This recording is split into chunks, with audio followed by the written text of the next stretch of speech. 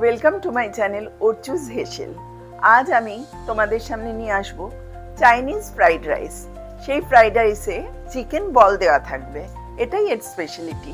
আজকে আমি যে চাইনিজ ফ্রাইড রাইসটা তৈরি করব, তার জন্য আমি 200 গ্রাম মতো চিকেন কিমা নিয়েছি।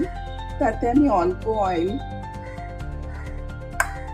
হাফ টিস্পুন মতো অয়েল নিলাম, হাফ টিস্পুন জিরের গুঁড়ো, অল্প হাফ টিস্পুন মতন লঙ্কার গুঁড়ো, হাফ টিস্পুন গোলমরিচের গুঁড়ো, চামচ কর্নফ্লাওয়ার,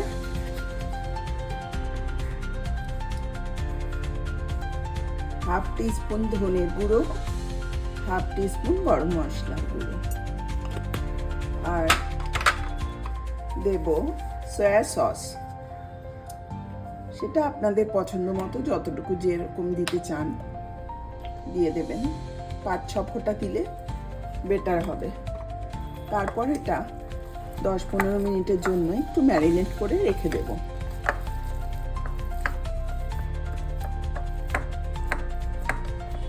যে চিকেন কিমাটা ম্যারিনেট করা ছিল সেটা দিয়ে আমি এরকম ছোট ছোট বল বানিয়ে নেব ফ্রাইড রাইসে দেওয়ার জন্য।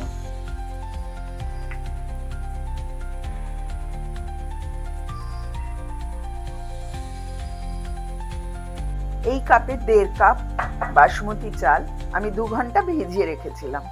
তারপরে এই চালটাকে আমি ফুটন্ত জলে দিয়ে ভাতের মতো করে নেব, যেমন করে ফ্রাইড রাইসের জন্য করে নিতে হয়। এই ফুটন্ত জলে আমি চালটা দিয়ে দেব।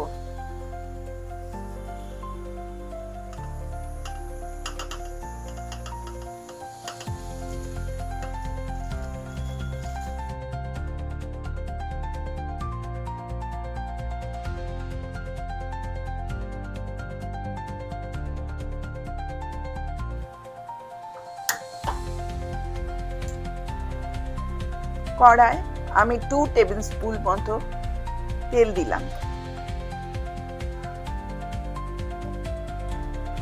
এবার আস্তে আস্তে চিকেন বলগুলো দিয়ে দিচ্ছি।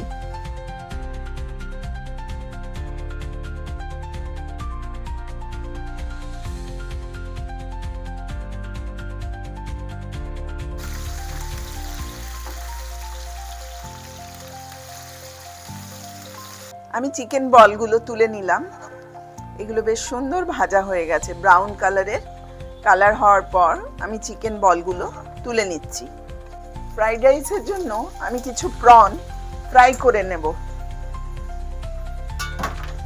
এটা শুধু নুন দিয়ে ফ্রাই করব।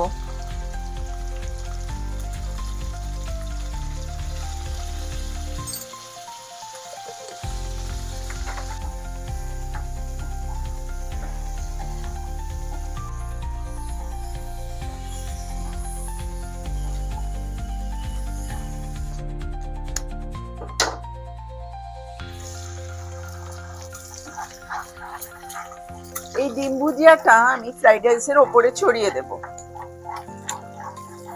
ফ্রাইড রাইসের জন্য আমি সাদা তেল ইউজ করছি। ফ্রাইড রাইসের জন্য আমি এই সবজিগুলো নিয়েছি: ক্যাপসিকাম কুচি, স্প্রিং অনিয়ন, বিনস, গাজর অ্যান্ড পিস।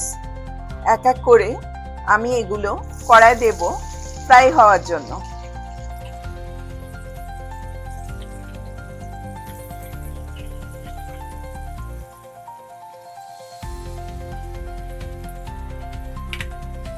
এতে আমি অ্যাড করব ব্ল্যাক পেপার পাউডার আর সল্ট। রাইসে সল্ট দেওয়া আছে, তাই এমন ভাবে দিতে হবে যেন সবজিটাই শুধু নুনটা হয়, আর বেশি নুন দিলে রাইসটা বেশি নুন হয়ে যাবে।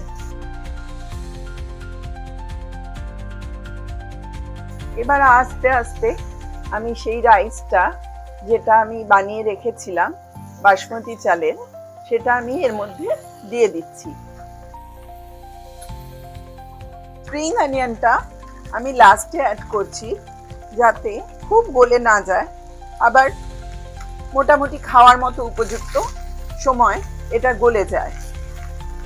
আবার রাইসের ওপর দিয়ে আমি ব্ল্যাক পেপার পাউডার ছড়িয়ে দিচ্ছি।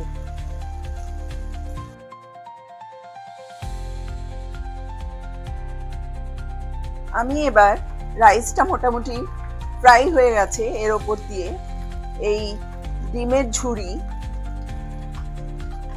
চিকেন বল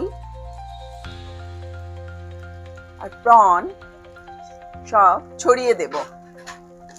দিয়ে আবার একটু সুন্দর করে নাড়াচাড়া করে নেব। এট দি এন্ড আমি সয়া সস অল্প 2-4 ফোঁটা ইউজ করব, তাতে ফ্লেভারটাও ভালো হবে আর কালারটাও দেখতে সুন্দর লাগবে।